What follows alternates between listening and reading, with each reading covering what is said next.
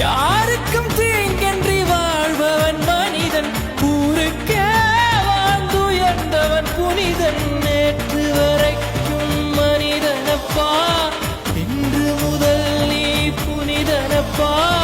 நேற்று வரைக்கும் மனிதனப்பா, இன்று முதல் நீ புனிதனப்பா. வெற்றி கொடிகட்டு மலைகளை முட்டும் வரை முட்டு, லட்சியம் எட்டும் வரை எட்டு, படையெடு படையப்பா. வெற்றி கொடிகட்டு மலைகளை முட்டும் வரை முட்டு, லட்சியம் எட்டும் வரை எட்டு, படையெடு படையப்பா.